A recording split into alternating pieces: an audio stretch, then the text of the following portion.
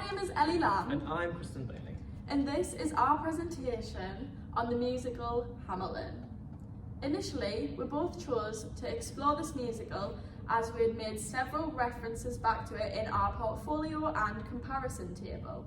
However, as we began to explore in more depth and thicken our research, we found that there were lots of opportunities to explore both the historical and cultural contexts within it. The first point I would like to make is costume design.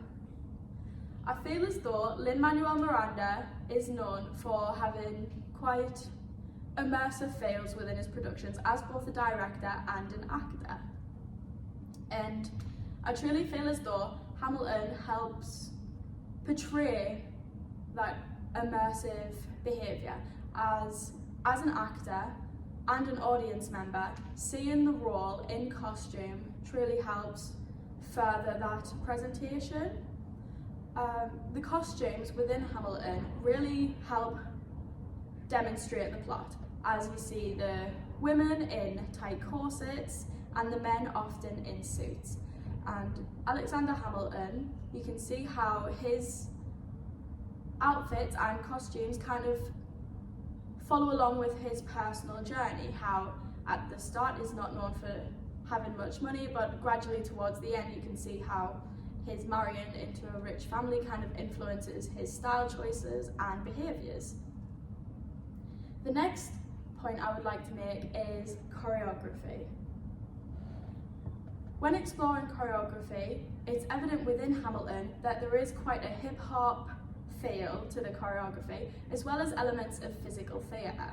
And when exploring that, I would like to use the final moment of Alexander Hamilton's life, where the bullet is seen to be travelling across the space with a dancer using her body slowly to travel across the room, really engaging with the audience.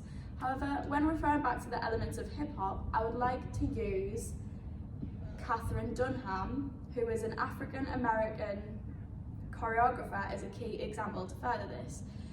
Katherine Dunham moved to the Caribbean in 1936 and began to explore certain elements of dance, specifically African dance. However, she did teach members of the community how to physically portray movement and work through the hip-hop techniques and very commercial, strong alignments. And I feel as though this is relevant to my research, as Lin-Manuel Miranda had cast members of all ethnicities. However, Hamilton's casting now is typically members of the Latino, Black African American community. Moving on, I would like to explore music types. There are obviously elements of hip-hop and R&B. Another practitioners I would like to explore are the Electric Boogaloo's, who are a hip-hop dance group that originated in the Bronx. This is relevant to my research, as the Electric Boogaloo's are originally a Latino and African American dance group that took gang violence from the streets and it was put into movement, and this is how they dealt with taking members of their community that were struggling with racism and gang violence, and it helped them portray how they were feeling in a more positive light.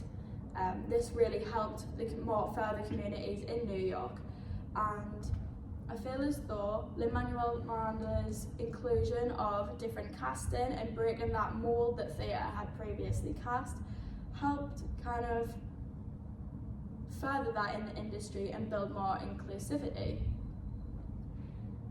Moving on, I would like to explore cultural appropriation versus appreciation, as I previously mentioned equality and division within the community. I would like to point out that public figures now in society are under a lot of pressure when dealing with the topic of cultural appropriation versus appreciation.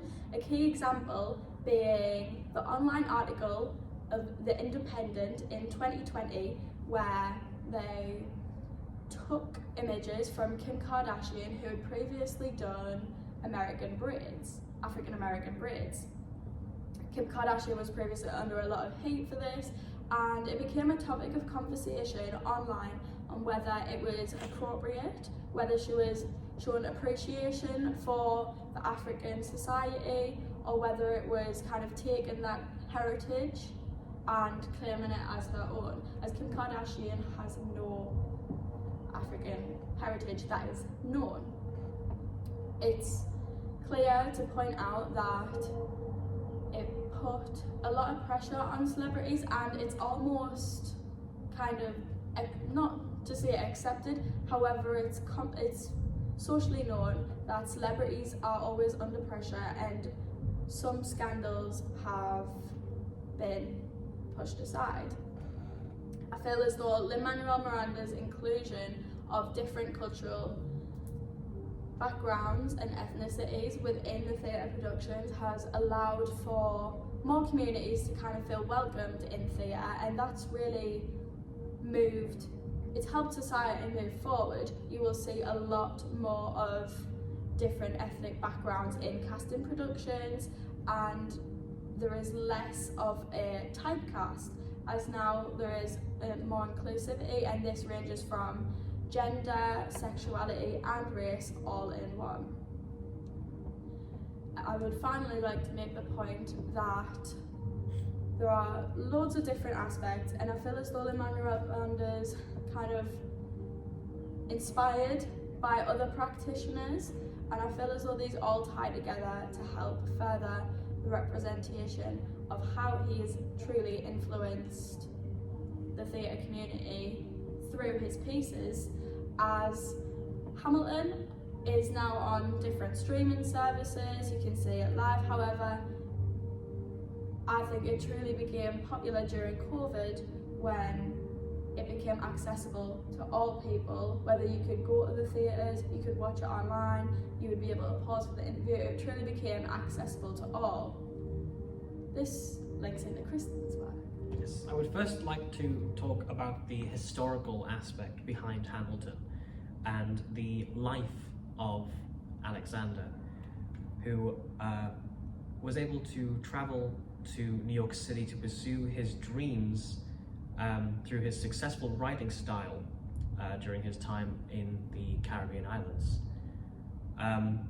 He was successful enough to becoming a student at King's College, where he would meet his close friends, Hercules Mulligan, Lawrence, and Lafayette, alongside his soon-to-be main rival, Aaron Burr, towards the beginning of the American Revolution, which is an important aspect of this show, because in an interview, Lin-Manuel Miranda had described this show as America, its story, being told by America today.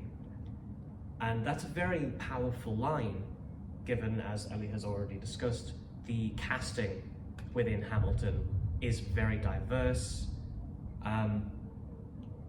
So, with that in mind, it's important for that diverse cast to be able to tell these stories of historically white individuals, especially when during this same time we also had slave trading. This was still a thing.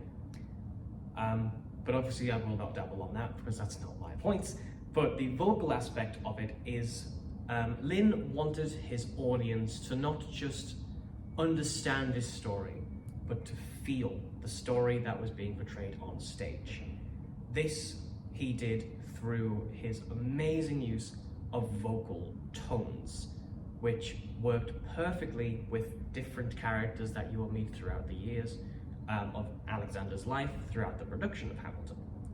So, for example, we'll start off with the three revolutionaries that he meets shortly after joining King's College. They're quite sprightly, they're quite energetic, and they remain that way all the way up until the middle of the American Revolution, rather, which obviously is when they are touched, they are tarnished by the effects of war, and all of a sudden that sprightly personality you can hear in their vocal tones is no longer there, it's no longer present, it's stern, it's demanding. This is very evident in Guns and Ships, where we see Lafayette again, and he's very strong with his words. He's no longer that almost infantile person we met in Act 1. Another great example would be King George in his renditions of You'll Be Back. At first, he is a gentle singer, but this is because his royal demeanor, Jonathan Groff manages to do this perfectly, is enough to really capture a crowd and to allow the audience to understand that we're not supposed to be on the side of this king, this creature that the American Revolution have turned this King George into. And historically, King George was a mad king. He was a very mentally unstable person, and that is conveyed through lyrics such as Now You're Making Me Mad. It was an ironic quote because this was the type of man he was. So to tell that story through vocal tones really did matter for this production, as it seems that the tones spoke louder than the words sometimes.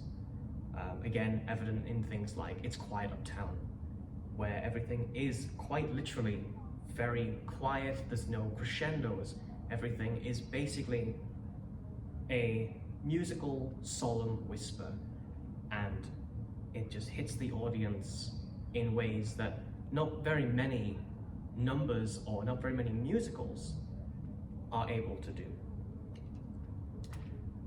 Moving swiftly on to our conclusion, as I have touched on the history and the vocal aspects, we hope you have enjoyed our presentation and admired our poster. Thank you very much for listening.